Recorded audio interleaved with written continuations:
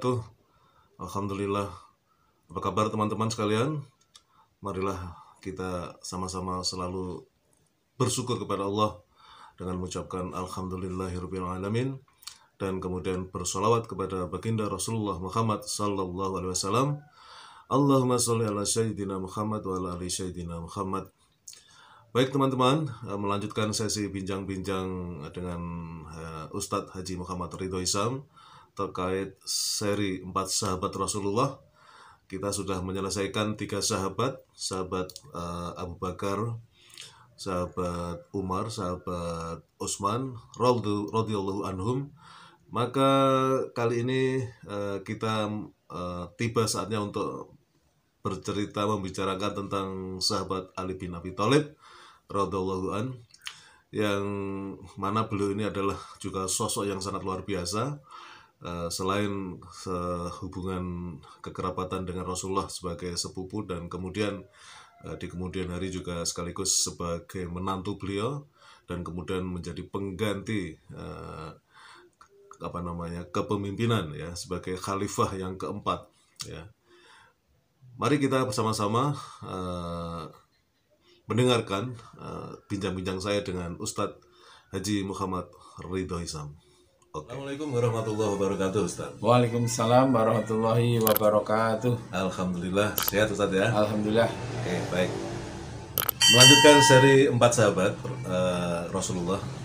Kali ini kita masuk kepada kisah tentang sosok Ali bin Abi Thalib Ya. yang tentu juga sangat legendaris, sangat populer di dalam sejarah Islam.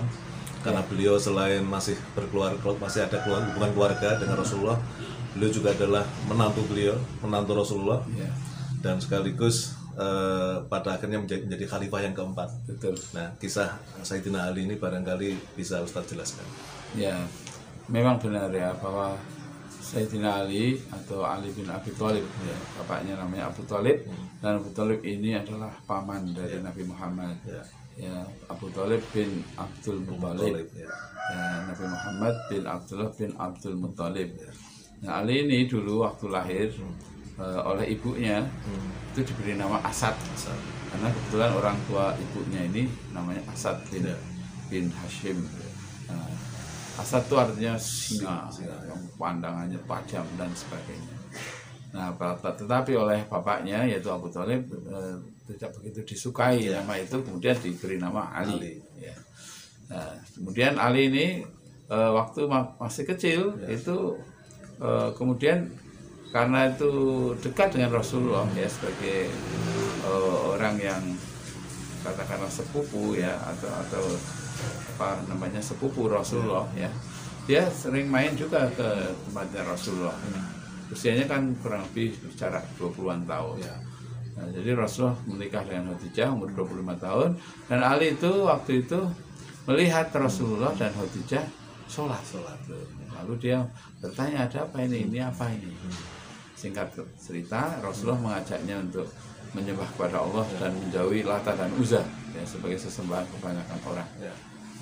Tapi kemudian Ali mengatakan, aku mau bertanya kepada bapakku, jangan engkau sebarkan ini ya, karena belum ada perintah ya. Lalu kemudian malam-malam Ali merenung, dan akhirnya paginya dia dapat hidayah dari Allah, lalu menyatakan Islam ya, menjadi sahabat dari kalangan anak-anak yang pertama kali masuk Islam.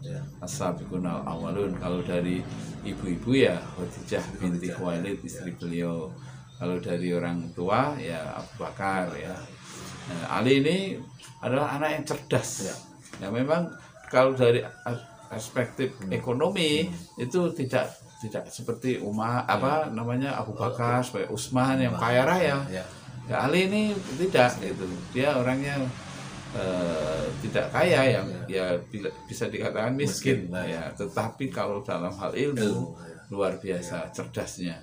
Ya, Ali itu kadang kalau ditanya satu pertanyaan jawabannya bisa banyak sekali. Nah, itulah Ali bin Abi Thalib yang sering menggantikan Rasulullah ya, termasuk ketika beliau akan hijrah, dia menggantikan posisi di tempat tidurnya Rasulullah, sehingga orang menyangka bahwa Rasulullah masih ada di rumahnya sedang tidur. ketika orang-orang yang akan membunuhnya itu kemudian masuk, ternyata bukan Muhammad Rasulullah tapi adalah Ali. Jadi Ali ini juga adalah menantu Rasulullah yang menikah dengan putri Rasulullah yang sangat dicintainya, yaitu Fatimah. Ya. Fatimah itu ya Rasulullah itu pernah bersabda yang kurang lebihnya adalah siapa yang menyakiti adikku Fatimah, dia menyakiti aku gitu. Jadi memang Fatimah ini putri yang sangat taat kepada Rasulullah. Dan Fatimah ini meninggal 6 bulan setelah Rasulullah wafat. Nah, jadi Ali ketika masih dengan Fatimah ya tidak punya istri yang lain. Tapi setelah Fatimah wafat, beliau kemudian menikah juga ya. Dan putra putrinya Ali itu antara lain yang kita kenal dengan cucu Rasulullah ya. Itu Hasan yang laki ya. Terus adiknya itu Husain ya, laki-laki juga. Nah, juga ada yang namanya Zainab, pada Ummu Kulsum juga ada. Jadi Ali ini adalah seorang yang disebut dengan babul ilmi, jadi pintunya ilmu. Malah ada seorang penyanyi dulu namanya siapa itu yang menyanyikan Ana Madinatal ilmi huwa aliyun babun, bahwa kota ilmu itu Ali lah pintunya. Jadi kalau masalah ilmu itu Ali memang luar biasa ya. Ustaz, kembali ke sosok Sayyidina Ali yang beliau sosok yang luar biasa, menantu beliau pendeta Rasulullah dan kemudian menjadi seorang khalifah yang keempat ya. Iya. Nah, sebagai seorang khalifah barangkali Ustadz bisa menjelaskan, karena beliau tadi disebut sebagai babul ilmu ya. Iya. Pintunya ilmu ya. Cerdas. Jadi sebagai pemimpin memang harus cerdas, kemudian menguasai persoalan, menguasai ilmu ya. Ya, karena Rasulullah juga kan punya sifat namanya fatona. Ya, cerdas ya. Ahli strategi. Iya. Bukan yang pelongo-pelongo lah ya Ustaz ya. Waduh, kalau seperti itu nanti akhirnya malah jadi boneka. Boneka. Ya kan? Iya. Nah, boneka, ada yang nyetir ya. Iya, wayang gitu. Jadi bukan dalang. Iya. Nah, jadi susah kalau pemimpin itu bagaimanapun tidak boleh bodoh. Iya. Ya. Nah, bodoh itu artinya bisa juga lugu, yang tidak mengerti strategi musuh. Ya, adapun Ali itu memang orang yang cerdas ya. Dia juga tidak mau terlibat dalam konflik-konflik. Dia berusaha untuk mendamaikan konflik. Ya. Maka dahulu ada orang yang dikatakan ya lugu ya, tidak cerdas tuh, yang kemudian jadi khawarij itu. Malah kemudian mereka membunuh Ali. Itu.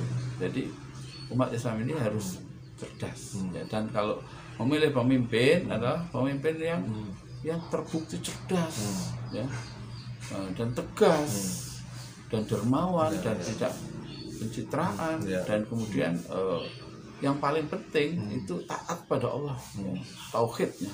Ali ini diceritakan, saya pernah membaca, itu datang ke pasar, lalu menyeru kepada orang-orang yang ada di pasar untuk melaksanakan sholat. As-sholat. Jadi orang mengira bahwa Ali ini seorang dai apa? Oh tidak, dia itu seorang pemimpin. Jadi pemimpin itu bertanggung jawab atas agama masyarakat yang dipimpinnya. Jangan sampai masyarakatnya itu bergelimang dosa, berbuat maksiat, waktunya sholat tidak sholat. Jadi Ali itu sampai ke situ. Kalau sekarang kan umumnya para pemimpin itu nggak peduli rakyatnya sholat apa tidak, ya kan? Bahkan rakyatnya itu berzina, itu nanti serahkan ke hukum, gitu aja. Jadi pemimpin-pemimpin zaman sekarang itu sepertinya memisahkan antara agama dengan negara. Jadi ini urusan negara, ya sekuler kan. Padahal para khalifah itu dahulu kalau misalnya pas hari raya mereka menjadi imam dan khatib. Ya, bukan hanya Rasulullah saja, ya Abu Bakar, ya Umar, ya Utsman, ya Ali. Nah, tidak ada yang terus jadi makmum terus gitu. Jadi memang mereka adalah pemimpin dalam sholat, ya. Pemimpin dalam sholat itu, tapi juga pemimpin dalam urusan negara. Ya, jadi untuk menjadi pemimpin negara harus lulus pemimpin sholat, begitu. Artinya hubungan dengan Allah baik, kemudian ibadahnya baik, sehingga akhirnya lahirlah pemimpin yang jujur, yang bertanggung jawab, yang amanah, dan yang cerdas. Jangan sampai kemudian justru rakyatnya sendiri menjadi kuli di negerinya sendiri karena kebodohan pemimpin diserahkan kepada orang lain, kepada negara lain untuk mengelola, sementara keuntungannya mereka dapatkan, pekerjanya orang-orang kita dengan gaji yang rendah. Ini kan pemimpin yang seperti ini apa namanya Pak Agus? Nah, jadi jangan tanya saya gitu kan. oh gitu ya. Jangan tanya Pak Agus katanya begitu. Enggak, beliaunya ini yang pelongo-pelongo tuh bilang, ya enggak tahu, jangan tanya saya. Baik Ustaz, untuk closing, kalau nggak salah saya pernah dengar tentang kehusukan sholat Sayyidina Ali. Masya Allah. Pernah kan kena panah apa itu? Kena senjata. Senjata ya. Saya sholat, biar senjatanya baru cabut. Itu. Jadi Sayyidina Ali ini dikenal orang yang kalau disebut sufi ya sufi lah. Gitu. Kalau memang diperbolehkan menyebutnya demikian, dan orang yang hubungannya kepada Allah sangat dekat. Ya memang beliau tidak terganggu dengan harta kan, artinya zuhud betul ya. Zuhud betul, sehingga banyak kalimat-kalimat yang keluar dari Ali itu menunjukkan betapa beliau sangat mengedepankan ilmu, akhirat, bukan harta, bukan kekuasaan. Jadi kalau kemudian dia menjadi khalifah, memang orang-orang mengangkatnya menjadi khalifah. Tapi hakikatnya sebenarnya beliau adalah orang yang zahid, yang zuhud, yang tidak menyukai dunia. Dia lebih mementingkan akhiratnya. Sehingga ketika ada yang mau menggantikannya, maka dia serahkan. Dia tidak mau kemudian berperang gitu, untuk melawan orang-orang yang hendak mengambil kekuasaannya gitu. Baik Ustadz, luar biasa ini kisah Sayyidina Ali. Mudah-mudahan menjadi tambahan wawasan bagi umat Islam khususnya dan netizen pada umumnya. Terima kasih Ustadz. Sampai ketemu dengan sesi-sesi yang lain. Assalamualaikum warahmatullahi wabarakatuh. Waalaikumsalam warahmatullahi wabarakatuh. Alhamdulillah.